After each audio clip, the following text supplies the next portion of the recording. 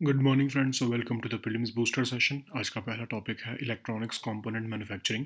ये टॉपिक आपके इकोनॉमी के लिए इंपॉर्टेंट है। आईटी मिनिस्ट्री ने 23,000 करोड़ का इंसेंटिव पॉलिसी अनाउंस किया है इलेक्ट्रॉनिक कंपोनेंट्स के लिए, मैन्युफैक्चरिंग के लिए ऑफ कोर्स, अगले 6 साल के लिए। ये इनिशिएटिव जो है इंडिया में डोमेस्टिक वैल्यू एडिशन को प्रमोट करेगा इलेक्ट्रॉनिक्स कंपोनेंट्स की मैन्युफैक्चरिंग में, और इवन स्मार्टफोन असेंबली में भी। ओके, तो इंडिया के जो इलेक्ट्रॉनिक कंपोनेंट्स मैन्युफैक्चरिंग सेक्टर है वो ग्रो कर रहा है रैपिडली। स्ट्रॉन्ग गवर्नमेंट सपोर्ट मिल रहा है स्ट्रेटजिक इनिशिएटिव्स के थ्रू, और अभी $101 बिलियन का साइज़ है इसका मार्केट वैल्यू ऑलमोस्ट, लेकिन $300 बिलियन का पहुंच सकता है अगले 2-3 साल में। ओके, पीएलआई स्कीम्स जो है उसने इसकी प्रोडक्शन को भी बूस्ट किया है। मेजर ग्लोबल प्लेयर्स जैसे एप्पल और सैमसंग को भी इंडिया में इनवाइट किया है। एक्सपोर्ट्स जो हैं इलेक्ट्रॉनिक गुड्स के वो 23.6% राइज हुए हैं। अगर हम पिछले साल का आंकड़ा देखें, $29.12 बिलियन पर पहुंच चुके हैं। तो गवर्नमेंट ने कई इनिशिएटिव्स निकाले, जैसे स्पेक्स स्कीम, फिर modified electronics manufacturing cluster scheme. इन स्कीम्स का फोकस इंफ्रास्ट्रक्चर और इन्वेस्टमेंट क्रिएट करना था हाई वैल्यू कंपोनेंट्स में। Even national policy on electronics, फिर make in India, digital India, ये सब भी डोमेस्टिक मैन्युफैक्चरिंग, जॉब क्रिएशन और टेक्नोलॉजिकल ग्रोथ को प्रमोट कर रही हैं। इन्वेस्टमेंट्स किए जा रही हैं आर एंड डी में और मैन्युफैक्चरिंग क्लस्टर्स में, ताकि सेक्टर की एक्सपेंशन हो सके। गवर्नमेंट की एक कॉम्प्रिहेंसिव अप्रोच से हमें ये पता लगता है कि ये सेक्टर बहुत ही स्ट्रेटजिक है। अब आईटी मिनिस्ट्री ने जो इंसेंटिव पॉलिसी 23,000 करोड़ की फाइनलाइज की है अगले 6 साल के लिए, ये इलेक्ट्रॉनिक कंपोनेंट मैन्युफैक्चरिंग को बूस्ट देगी और डोमेस्टिक वैल्यू एडिशन को भी बढ़ाएगी। एम ये है कि जो लो डोमेस्टिक वैल्यू एडिशन है अभी 15 से 20% होती है, उसको बढ़ाकर 30 से 40% करना, जैसे हमने स्मार्टफोन असेंबली के केस में देखा। तो ये स्कीम जो है वो मैन्युफैक्चरिंग जो है कि इलेक्ट्रॉनिक कंपोनेंट्स जैसे display modules, camera sub assemblies, printed circuit board assemblies, इन सब को जो है हेल्प करेगी। इनिशिएटिव जो है वो 91,600 डायरेक्ट जॉब्स क्रिएट करेगा अगले 6 साल में। एनुअल इंसेंटिव पे आउट्स उसमें 2300 करोड़ से 4200 करोड़ के आसपास के बीच में होंगे। 3 तरह के इंसेंटिव्स प्लान किए गए हैं। ऑपरेशनल इंसेंटिव्स, मतलब कि जितनी आपकी नेट इंक्रीमेंटल सेल्स होती है उसके बेसिस पर जैसे पीएलआई स्कीम में बेनिफिट्स मिलते हैं वैसे इंसेंटिव्स मिलेंगे। फिर है कैपिटल एक्सपेंडिचर कितना किया जा रहा है, उसके बेसिस पर जो है जो इंसेंटिव्स दिए जाएंगे।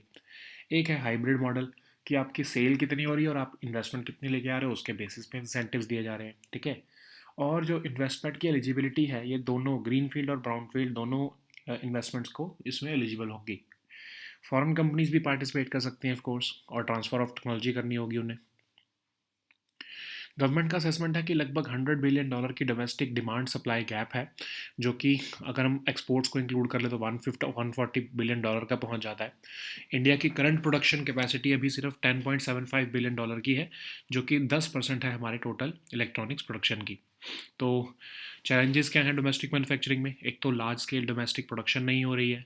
अनलाइक स्मार्टफोन्स जहाँ पर ₹1 की इन्वेस्टमेंट से ₹20 का यील्ड आता है, इलेक्ट्रॉनिक कंपोनेंट्स में सिर्फ ₹2 से ₹4 का आता है। इलेक्ट्रॉनिक इंपोर्ट्स जो है वो ज़्यादा हो रहे हैं, 75% तो इम्पोर्ट ही हो रहे हैं। कंपोनेंट की डिमांड जो है वो बढ़ रही है और वो $160 बिलियन तक पहुंच जाएगी 2028-29 के बीच में। इसीलिए ये स्कीम्स जो हैं ये लाना इंपॉर्टेंट है। गवर्नमेंट जो है इंपोर्ट की डिपेंडेंस को भी कम करना चाहती है। ओके, नेक्स्ट हम टॉपिक देखते हैं linguistic secularism and language rights. ये टॉपिक आपके गवर्नेंस के लिए इंपॉर्टेंट है। तो तमिलनाडु के चीफ मिनिस्टर ने सेंट्रल गवर्नमेंट को अक्यूज़ किया है कि वो हिंदी इम्पोज कर रहे हैं through national education policy at the cost of destroying Tamil Nadu की प्रोग्रेस इन एजुकेशन।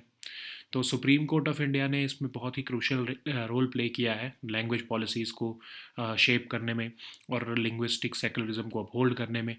2014 की जजमेंट है यूपी हिंदी साहित्य सम्मेलन वर्सेस स्टेट ऑफ यूपी की, जिसमें कहा था कि इंडिया के लॉ जो है लैंग्वेज लॉज वो रिजिड नहीं है बल्कि अकोमोडेटिव है। सुप्रीम कोर्ट ने कहा है कि इंडिया में फेडरल प्लुरलिज्म भी है, डेमोक्रेटिक सेंसिटिविटी भी है लैंग्वेज लिंग्विस्टिक मैटर्स पर। तो सुप्रीम कोर्ट ने जो हिंदी साहित्य सम्मेलन के केस में कहा था कि लिंग्विस्टिक सेकुलरिज्म नेसेसरी है हार्मनी मेंटेन करने के लिए एक मल्टीलिंगुअल कंट्री जैसे इंडिया में। ओके, तो इंडिया के जो लैंग्वेज लॉज हैं ये ऑर्गेनिकली इवॉल्व हुए हैं और इनको अकोमोडेटिव रहना चाहिए, रिजिड नहीं होना चाहिए। ओके, ऐसे ही स्टेट ऑफ कर्नाटका का केस है versus associated management of primary secondary schools, जिसमें कहा था कोर्ट ने कि जो right to choose medium of instruction जो है वो आर्टिकल 19 के अंदर प्रोटेक्टेड है, तो स्टेट कोई फोर्स नहीं कर सकती स्टूडेंट्स या पेरेंट्स को कि वो एक पर्टिकुलर लैंग्वेज को अडॉप्ट करें, ठीक है, खासकर प्राइमरी एजुकेशन के लिए। एक और केस है Sunil K R Sahasrabuddhe versus IIT Kanpur director case, जिसमें इलाहाबाद हाई कोर्ट ने कहा कि यूनियन गवर्नमेंट जो है वो हिंदी को प्रमोट तो करने का उनका जो है वो ड्यूटी है, लेकिन इसका मतलब ये नहीं है कि इंडिविजुअल्स की जो राइट है वो भी है एजुकेशन डिमांड करने की हिंदी में। ओके, इंस्टीट्यूशंस को कंपेल नहीं किया जा सकता कि वो एजुकेशन एक स्पेसिफिक लैंग्वेज में ही इम्पार्ट करें। तो इस जजमेंट से इंडिया के लैंग्वेज लॉज जो है ये दिखाते हैं कि इंडिविजुअल लिंग्विस्टिक फ्रीडम्स भी इंपॉर्टेंट है। ओके, तो आर्टिकल 343 जो है हमारे कॉन्स्टिट्यूशन में कहता है कि हिंदी देवनागरी स्क्रिप्ट में official language of the union है, ठीक है, याद रखो ये नेशनल लैंग्वेज नहीं है, यूनियन है, यूनियन की लैंग्वेज है। हिंदी जो है वो नेशनल लैंग्वेज तो नहीं है, लेकिन ये यूनिफॉर्मली भी बोली नहीं जाती है हर स्टेट में। मुंशी अयंगर फार्मूला के बेसिस पर रीजनल लैंग्वेज के इंटरेस्ट जो हैं उनको बैलेंस किया जा रहा है, और डेजिग्नेट किया गया है, बैलेंस करने को कहा गया था, और हिंदी को ऑफिशियल लैंग्वेज बनाने को कहा गया था, ठीक है। तो इसमें एक बैलेंस बनाना इंपॉर्टेंट है। तो आर्टिकल 29 क्लॉज 1 जो है वो कहता है कि कॉन्स्टिट्यूशनल प्रोटेक्शन दी गई है डिस्टिंक्ट लैंग्वेजेस को, स्क्रिप्ट को और कल्चर को, और उनको कंजर्व और प्रमोट किया जा सकता है लिंग्विस्टिक आइडेंटिटी के द्वारा। ओके, सुप्रीम कोर्ट ने क्लैरिफाई भी किया है कि राइट जो है ये एप्लीकेबल है मेजॉरिटी और माइनॉरिटी दोनों कम्युनिटीज़ में, और क्योंकि इक्वल लैंग्वेज राइट्स हैं सभी सिटीजन्स के लिए। आर्टिकल 351 कहता है कि गवर्नमेंट जो है वो हिंदी को प्रमोट तो करे as a medium of expression, लेकिन इसका मतलब ये नहीं है कि हिंदी को इम्पोज किया जाए इंडिविजुअल्स या इंस्टीट्यूशंस पर। अब हुआ क्या कि नेशनल एजुकेशन पॉलिसी में ये लैंग्वेज डिबेट दोबारा से रिगनाइट हुई है। कोई भी लैंग्वेज इम्पोज नहीं की जा सकती विल ऑफ द पीपल पर। 216th लॉ कमीशन रिपोर्ट में भी ये कहा गया है कि वॉलंटरी लैंग्वेज अडॉप्शन होनी चाहिए, फोर्स्ड इम्प्लीमेंटेशन नहीं होनी चाहिए। तो इसके अगर हम लिंग्विस्टिक सेकुलरिज्म को अडॉप्ट रखते हैं तो इसका ये होगा कि स्टेट्स जो है उनके पास पावर होगी कि वो कौन सी लैंग्वेज पॉलिसीज़ डिटरमिन करना चाहते हैं। लिंग्विस्टिक सेकुलरिज्म पर फोकस होने की वजह से रीजनल लैंग्वेजेस भी बची रहेंगी और ओवरशैडो नहीं होंगी हिंदी और इंग्लिश द्वारा। कोई भी attempt to impose a particular language जो है उससे लीगल स्क्रूटनी के अंदर आकर उसे प्रीवियस कोर्ट रूलिंग्स के जो है लेंस से देखा जा सकेगा। ओके, नेक्स्ट हम टॉपिक देखते हैं SSPE। ये टॉपिक सोशल इश्यूज़ के लिए इंपॉर्टेंट है। तो ये एक रेयर डिसीज़ है ग्लोबली, लेकिन SSPE स्टिल एक सीरियस हेल्थ कंसर्न बन चुका है उत्तर प्रदेश में, क्योंकि वहाँ पर लो मीजल्स वैक्सीनेशन की कवरेज है। तो SSPE एक progressive usually fatal brain disorder है, मीजल्स इन्फेक्शन से होता है ये। तो इसमें कई सालों बाद जब मीजल्स हो जाता है तो उसके कई सालों बाद पर्सन को जो है ये SSPE हो सकता है। इसमें एबनॉर्मल इम्यून रिस्पॉन्स होता है मीजल्स को, और ये कई वेरिएंट्स ऑफ द वायरस जो हैं वो सिवियर इलनेस और इवन डेथ भी कॉज कर सकते हैं। तो इसमें होता क्या कि ब्रेन इन्फ्लेमेशन जो है होने लगती है, और SSPE लगभग सभी पार्ट्स ऑफ द वर्ल्ड में रिपोर्ट किया जाता है, लेकिन फिर भी एक रेयर डिसीज़ है ये। मेल्स को ज़्यादा होता है as compare to females. Generally ये चिल्ड्रन और एडोलेसेंट्स में देखने को मिलता है। ओके, पहले सिम्टम्स इसके क्या होते हैं? पुअर परफॉर्मेंस होने लगेगा स्कूल वर्क में, फॉरगेटफुलनेस होने लगेगी, टेम्पर आउटबर्स्ट होंगे, डिस्ट्रैक्टिबिलिटी होगी, स्लीपलेसनेस रहेगी, हेल्यूसिनेशंस होंगे, सडन मस्कुलर जर्क्स होंगे, इवन सीजर्स भी हो सकते हैं, मसल्स धीरे धीरे रिजिड होने लगेंगी, स्वेलो करने में डिफ़िकल्टी होना, ब्लड प्रेशर या पल्स जो है अब नॉर्मल रहना, ठीक है। हाई मॉर्टेलिटी रेट्स हैं इसके। कुछ एंटीवायरल मेडिसिन जो हैं वो इम्यून सिस्टम में को बूस्ट करने में ट्राई की जा सकती हैं, और प्रोग्रेशन ऑफ द डिसीज़ को ये स्लो कर सकती हैं। Okay,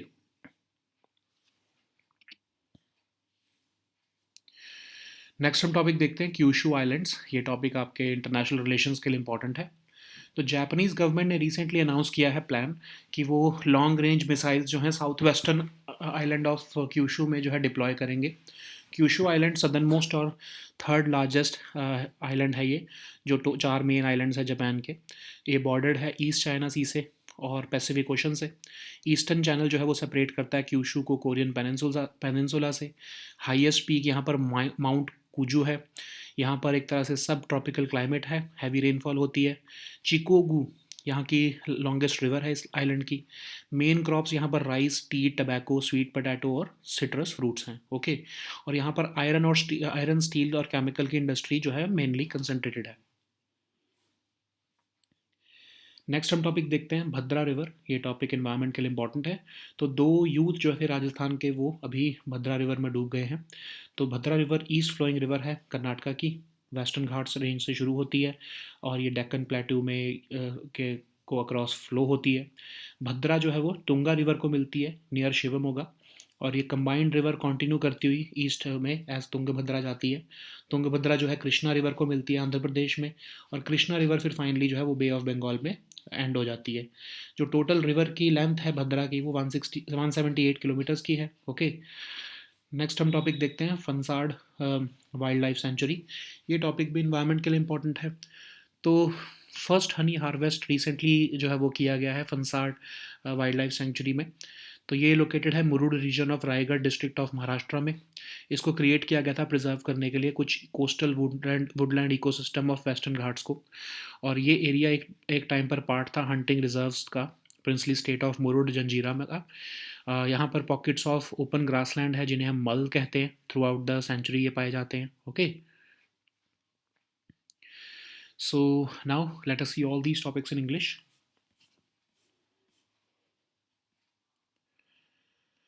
So the first topic is electronics component manufacturing. This topic is important for the economy section.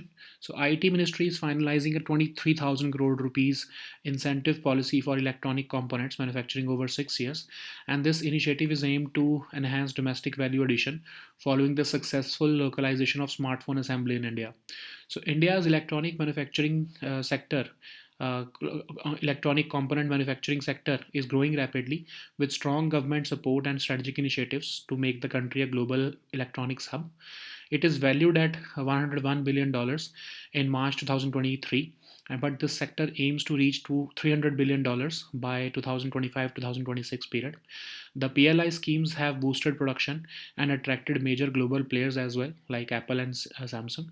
Exports of electronic goods have risen by 23.6%, and Government of India has also launched certain initiatives like SPECS scheme and the modified electronics manufacturing cluster scheme. These schemes are focusing on infrastructure investment in high value components. The national policy on electronics, along with Make in India and Digital India, also supports domestic manufacturing, job creation, and technological growth. Investments in R&D and manufacturing clusters further enhance the sector's expansion. Okay, so what are the future prospects? So, government's comprehensive approach highlights its strategic importance in achieving India's long-term economic and technological goals. So, this 23,000 crore financial incentive scheme for electronic component manufacturing has been finalized over the period of 6 years to boost electronic components manufacturing and deepen domestic value addition. So the scheme is following the success of PLI scheme for smartphone assembly, but the aim is to address the low domestic value addition of 15 to 20%, targeting an increase to 30 to 40%. The scheme will support the manufacturing of key electronic components like display modules, camera sub assemblies, printed circuit board assemblies, lithium cell enclosures, etc. And this initiative will be creating about 91,000 plus jobs in the country over the next 6 years. The annual incentive payouts will range from 2,300 crore to 4,200 crore rupees. Okay, so there are three types of incentives being planned. First is the operational ones, which will be based on the net incremental sales. The capital expenditure incentives ones, in which the eligible capital investments will be incentivized. Then there is going to be a hybrid model, which will be a combination of both operational and capital expenditure incentives. So both greenfield and brownfield investments will be eligible for the scheme benefits. Foreign companies can also participate by either transferring technology to an Indian company or forming joint ventures with domestic firms. So a government assessment has identified $100 billion domestic demand supply gap, which increases to $140 billion if we include exports as well. So India's current production capacity is only $10.75 billion, which is just 10% of the total electronics production. So what are the challenges in domestic manufacturing? First is the lack of large scale domestic production. Then there is also high investment to turnover ratio.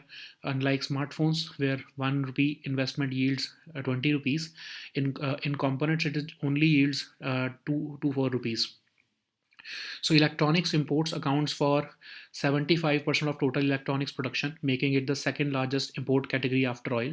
So component demand is expected to reach $160 billion by 2028 2029.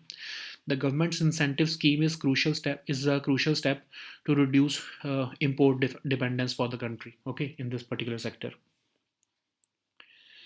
So the next topic is linguistic secularism and language rights. This topic is important for your governance section.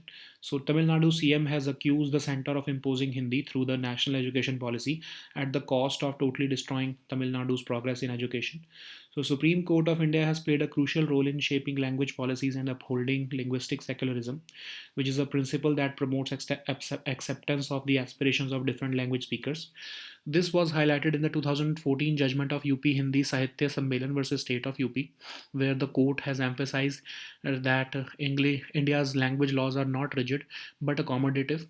So the Supreme Court's past rulings reaffirm the importance of federal pluralism and democratic sensitivity in linguistic matters. Okay, so several of the Supreme Court judgments on language policies are there. First is of course the UP Hindi Sahitya Sammelan versus State of UP case, in which the language laws the court ruled that language laws in India have evolved organically and they should be accommodative rather than rigid. It also upheld the idea that linguistic secularism is necessary to maintain harmony in a multilingual country like India. Then we have the state of Karnataka versus Associated Management of Primary Secondary Schools, in which the court affirmed that the right to choose medium of instruction is protected under Article 19, and the state cannot force students or parents to adopt a particular language for primary education. We have the Sunil K.R. Sahasrabuddhe versus Director IIT Kanpur case, in which the Allahabad High Court ruled that Article 351 directs the union government to promote Hindi, but it does not grant individuals the right to demand education in Hindi. Okay, institutions cannot be compelled to impart education in a specific language unless it aligns with broader national policies. These judgments have highlighted the aims India's language aims to protect individual linguistic freedoms. Okay, so Article 343 of the Constitution states that Hindi in Devanagari script is the official language of the Union. But remember that Hindi is not the national language and it is not spoken uniformly across all states. So therefore, Munshi Iyengar formula was made during the Constituent Assembly debates in 1949, which sought to balance the regional language interests while designating Hindi as the official language. So, Article 29, Clause 1 also provides constitutional protection for any group with a distinct language, script, or culture, ensuring that they have the right to conserve and promote their linguistic identity. Okay. Supreme Court has also clarified that this right is applicable to both majority and minority communities, emphasizing equal rights for language rights for all citizens. So, similarly, we have Article 351, which directs the government to promote Hindi as a medium of expression, but this does not mean that Hindi can be imposed upon individuals or institutions. So, this debate regarding language has erupted after the national education policy, but Supreme Court's past rulings have reinforced that no language should be imposed against the will of people. Even the 216th Law Commission report said that there is importance of voluntary language adoption rather than forced implementation. So, what will be the future implications of linguistic secularism? So states will continue with the right to determine language policies for education and administration based upon local needs. The emphasis on linguistic secularism will ensure that regional languages are preserved and not overshadowed by Hindi or English. Any attempt to impose a particular language could face legal scrutiny as well, okay, as seen in past or previous court rulings. So the next topic is SSPE. This topic is important for your social issues. So despite being a rare disease globally, SSPE remains a serious health concern in Uttar Pradesh due to low measles vaccination coverage. So this SSPE is a progressive and usually fatal brain disorder related to measles infection. So it tends to occur several years after the person gets measles. even though the person seems to have fully recovered from the illness. Normally, the measles virus does not cause brain damage. However, an abnormal immune response to measles or possibly certain variant forms of the virus may cause severe illness and even death. This response leads to brain inflammation that may last for years. SSPE may have been reported in all SSPE has been reported in all parts of the world, but in Western countries it is still a rare disease. Males are more often affected than females. The disease generally occurs in children and adolescents. The first symptoms of SSPE may be poor performance in schoolwork, forgetfulness, temper outbursts, distractibility, sleeplessness, and hallucinations. Sudden muscular jerks also occur. Seizures may also occur. Later, muscles become increasingly rigid and swallowing becomes difficult. Swallowing difficulty sometimes causes people to choke on their saliva, resulting in pneumonia. People may become blind also. In final phases, the body temperature may rise and the blood pressure and pulse become abnormal. So, high mortality rates are associated with SSP, and there is no cure for it. Certain antiviral medications that boost the immune system may be tried to slow the progression of the disease. Okay. So the next topic is Kyushu Islands. This topic is important for your international relations. So Japanese government has recently announced the plans to consider deploying long-range missiles on the southwestern island of Kyushu. It is the southernmost and third largest of the four main islands of Japan. It is bordered by East China Sea to the west and Pacific Ocean to the east. The eastern channel separates Kyushu from the Korean peninsula. So major parts of Kyushu have a subtropical climate with heavy rainfall. The Chikogu is the longest river of this island. Mount Kujo is the highest peak. The main crops on the island are rice, tea, tobacco, sweet potato, and citrus fruit. The iron and steel and chemicals industry are concentrated in the northern Kyushu Islands. Okay. So the next topic is Bhadra River. This topic is important for your environment section. So two youth from Rajasthan have drowned in Bhadra River recently. So Bhadra is the east flowing river in Karnataka. It begins at the Western Ghat and flows across the Deccan Plateau. The Bhadra meets Tunga River near a small town in Shivamoga. The combined river continues east as the Tungabhadra. Tungabhadra joins Krishna at Sangamaleshwaram in Andhra Pradesh. The Krishna River finally ends in the Bay of Bengal. The total length of Bhadra is 178 kilometers. Okay. So the next topic is Fansad Wildlife Sanctuary. This topic is important for your environment section. So the first honey harvest was recently done near the Fansad Wildlife Sanctuary in the Raigad district of Maharashtra. Okay, so Fansad Wildlife Sanctuary is located in the Murud region of Raigad district of Maharashtra. It was created to preserve some of the coastal woodland ecosystem of the Western Ghats. This area was once part of the hunting reserves of the princely state of Murud Janjira.